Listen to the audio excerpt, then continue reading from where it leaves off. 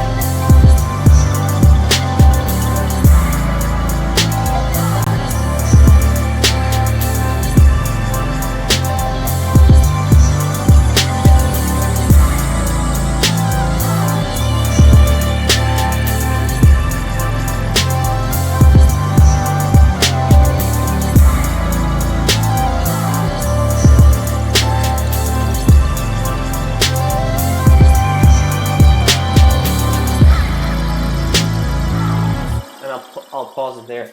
The rest of the beat is the same kind of verse structure over and over again. So it's got the intro, the verse, there's little changes within the verse. Then we've got our hook, and then we have our chorus outro again, where is a common element where I bring in some lead synths to lead out the hook.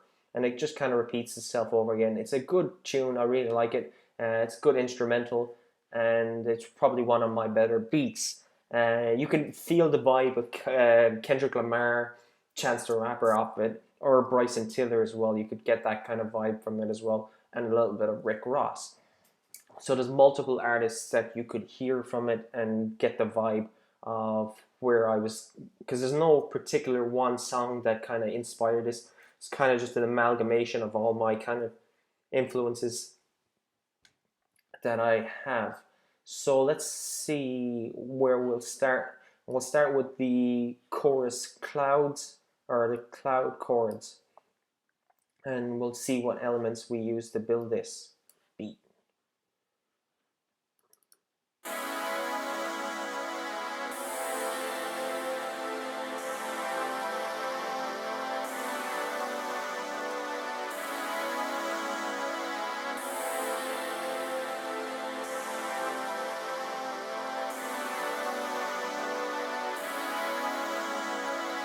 And you can get the idea from it. It sounds like this sampled pad sound. It's a really nice sound, actually. Very clear.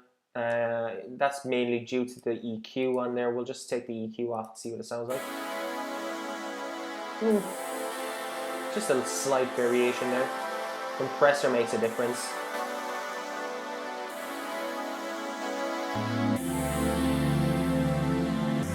You can hear a nice floating kind of bass sound within there, and I cut that out. You might be thinking I'm crazy to do that, but my 808 and my deep sub bass is going to take up that section in the mix, and if I left this in, it would kind of fight this section in the mix later on. So we'll just kind of A/B test them actually for a minute, just to give you an idea.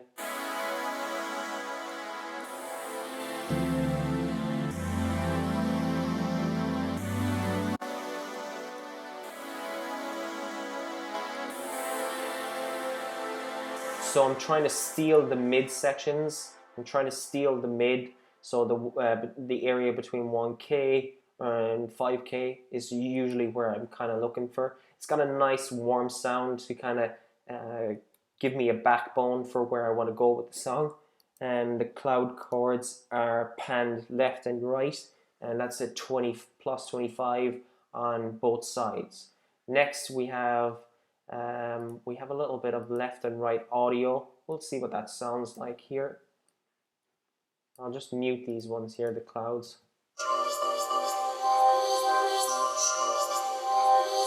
This is just a vocal chop within a sample pack I found, and you can see that I put on some EQ on it. I've cut a little peaking sound that was kind of peaking a little bit too much. Take that sound off.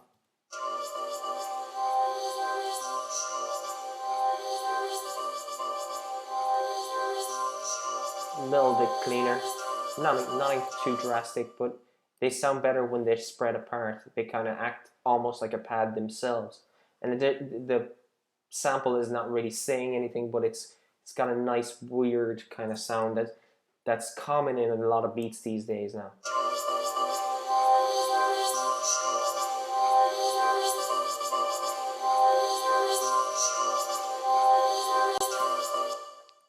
I tend to use the linear EQ after I've used the channel EQ, because I think the linear EQ is actually a better EQ, but it's a lot more drastic, and I think it does a better job after. So putting it on after the channel EQ, so I kind of use the channel EQ as like a sculptor, and the linear EQ to kind of act almost like a compressor, or a kind of to control the sound and make sure that nothing below 100 hertz is getting through.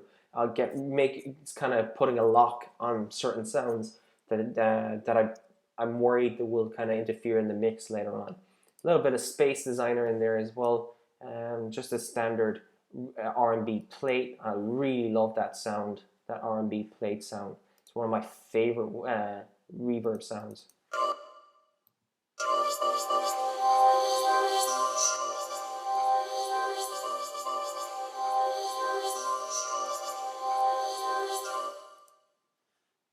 And next we have the bass.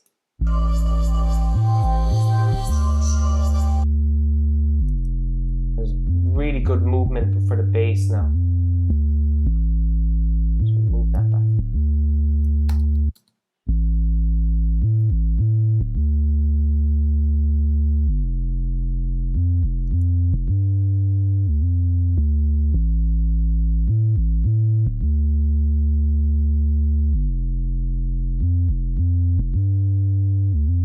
And the bass is kind of like playing its own melody or its own rhythm. It's kind of playing its own like almost like a lead synthesizer would play, but it just fills up. It gives a lovely movement to the mix, and kind of just gives everything a lift as well, and it takes the beat on a position as well. It takes the beat somewhere as well, and there's a reason why I didn't put a heavy distortion on there. Usually I do, and because I'm gonna put that on in the hook, and you'll see why in a minute.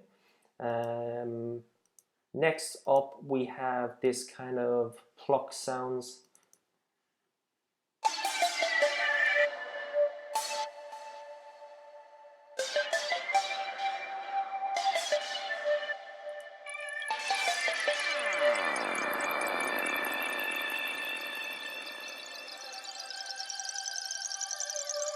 And there's a beautiful stereo field with these sounds.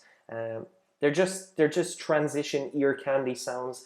I just put them in sprinkle them into little places to keep the freshness in the ears of the audio. Because if you really look at the backbone of the beat, it's pretty repetitive. So adding these little micro sounds and sprinkle in strategic little places keeps the ears of the listener fresh. Plus, it keeps the excitement in the rapper's vocals as well. So he's hearing or she's hearing these sounds creep in and out in their vocals, and it gets them excited as well. And that's what I tried to create, especially that SFX sound. It's C beams. It just has it has a beautiful round sound as well. It's like surround in the mix, and it opens up the whole other sounds in the beat.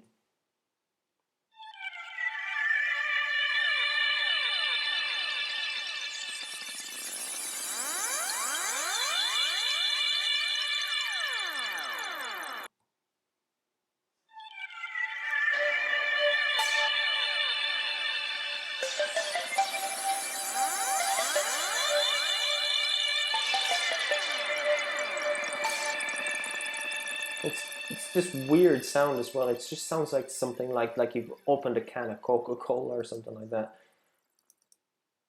A little bit of a snare playing here as well. So a little bit of delay on that snare. So I just put a little bit of 8 notes on this snare, just to kind of add a dramatic effect on there as well.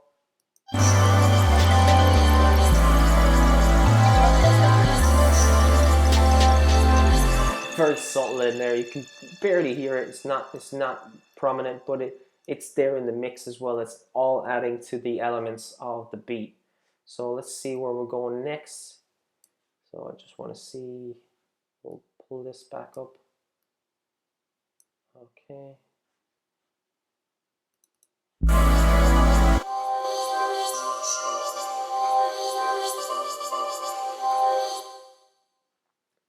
Next up, we'll just see what these sample bits are down here. So we'll just take a look at all these bits. And these are just vocal samples. And you can see that this one here has 2 dotted delay on it and some reverb. So we'll just play this little, and these little vocal samples just add elements and ear candy within the mix as well. Just take off my my effects. Bit boring. Stick the reverb back on again. Nice space in the mix again. Vocal plate I use this time. And the echo. 2 dotted. See what was after that. Another little vocal sample is next. I think it comes in here.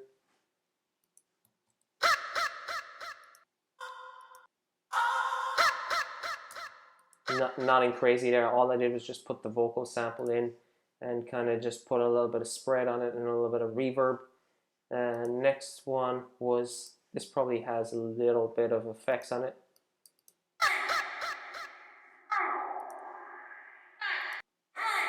This is like going through an auto filter, so it's probably a stereo sweep. Just see what that is, a sync stereo sweep. This just opens up the mix again, giving you a stereo field and adds more dimension to the beat as well. So if I just take off all my sounds and just listen to that on its own, it's pretty boring, nothing to it. Stick the echo back on there again. A little bit of repeating. Stick a little bit of stereo spread on there, widen it.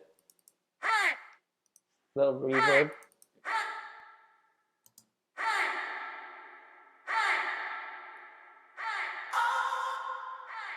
And finally, my auto filter just gives me a little bit more dimension, lets it float around in the background of the mix.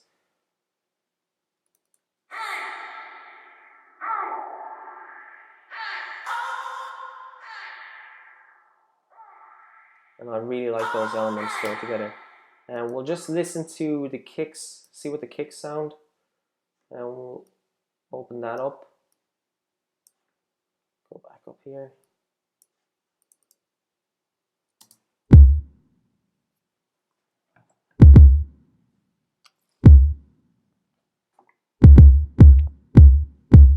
Very tight kick. Well, we'll see where. Oh, sorry, that's not the cue for the kick. So there's a very tight kick. It's a little boost at 75, a little boost at 71, 128, a little cut at 305, little boost at 2K. We'll just see what it sounds like without my reverb or without my EQ.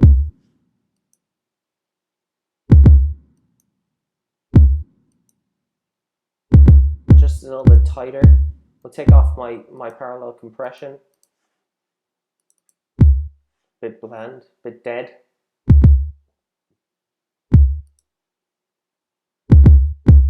Sounds happier there. It sounds fuller, sounds thicker in the mix.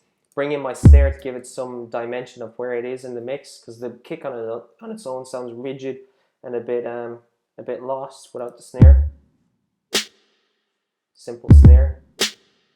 Nice reverb.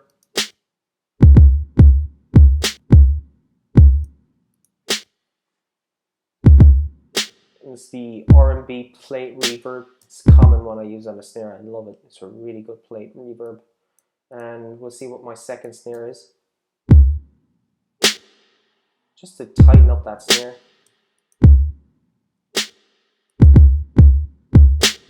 So I have two different snare sounds there.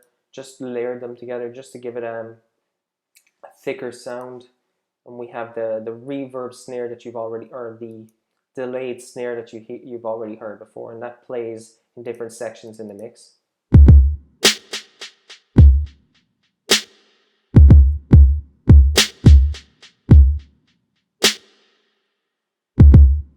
And we have a little hat that comes in here as well. Second, now we'll come back to this section to play the hat. It's just an open hat. Got a little bit of reverb on it. Cut anything below 1K, I'd say. That's strategic where I put my hat sounds. And we'll just see if there's any more. I think there's hats that come in here.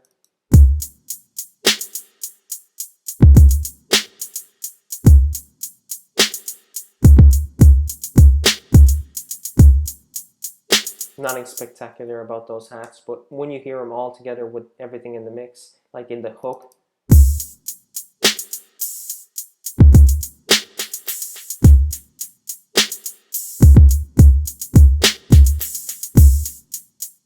sounds like it's all coming together then. So we'll just, I think I've spoken about all the elements in here, except I think I've missed out on, 1 second now. I'll just play some of these. I'm not sure if I've played them all. I think I have. I think I've gone through all these.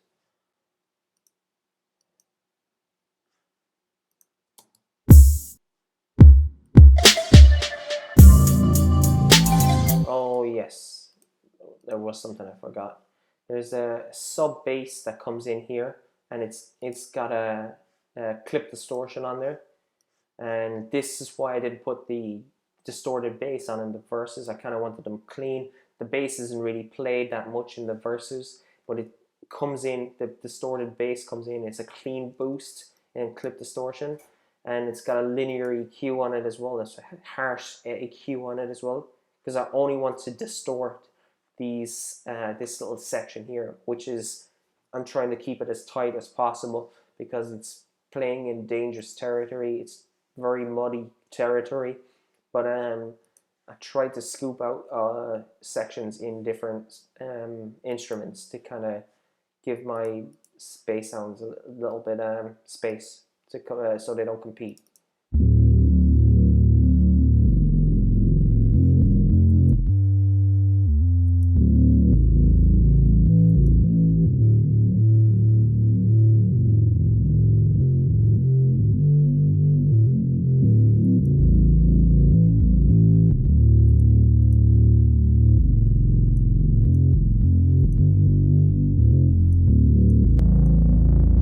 See, it sounds very noisy without my EQ.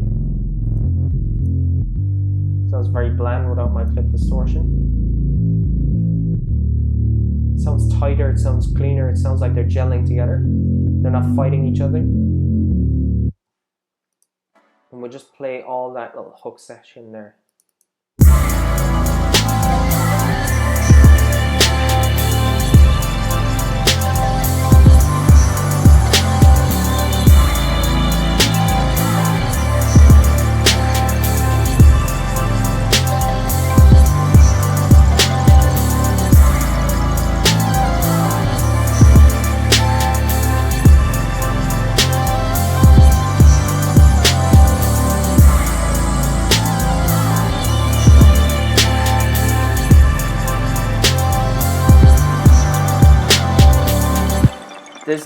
It's a really cool thing that's actually in this beat, and I find that the more I make beats and the more I make stuff, that I find that the addition of certain sounds can really just kind of act almost like compressors within the mix. Now if you hear those little kind of effect sounds here and there,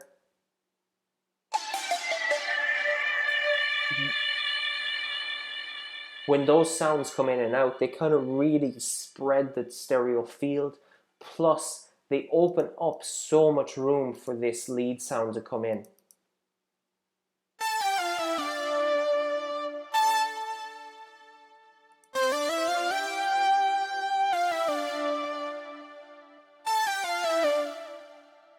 Play that again.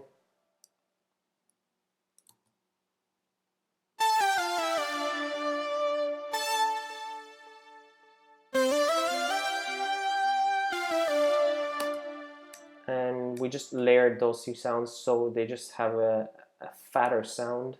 There's a little bit of effects on there as well. I've also boosted a little bit of them at the higher notes as well. I didn't cut anything out because I just didn't feel it needed it. And there's two really nice synthesizer sounds.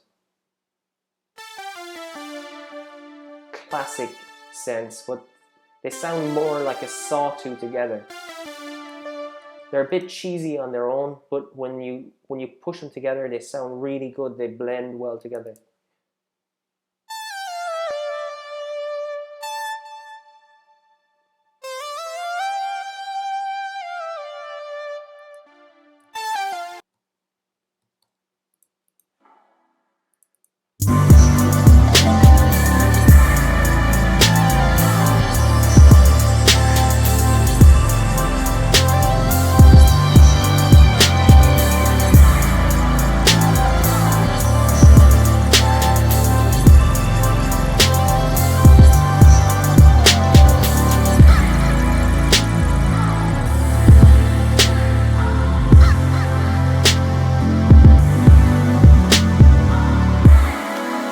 And I've taken out the drums in this little section, and I kind of do that from time to time.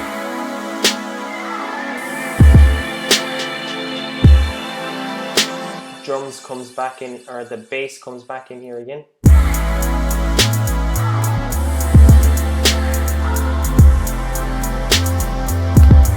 And then it plays the hook again one more time, and then it goes into the outro again. And that's really the end of the beat. And this is exactly how I created this neo-soul, Chance the Rapper, Kendrick Lamar type beat. If there's any questions or anything that I didn't show in the video, just before I go, I might just show you about the effects on my... So I had a little bit of parallel compression on there. So I had a little bit of EQ on there on the parallel compressing. And that's on my bass. And I have an aggressive compression ratio on that, and I mix that into the natural sound of my bass. and same goes for my kick. So I bus that out onto separate buses, and the same with my reverbs as well. So my reverbs all go to different things for different subjects. So all the synths will go to one reverb, and all the instruments and perks will go to one reverb. And then I control all the sounds and mix it using the VCA faders, just like a mixing desk. It used to be a lot of the time people would group stuff. I just use the VCA faders now. It's just the way I mix. I forgot to mention those on the. I have a little bit of linear EQ on the outputs as well.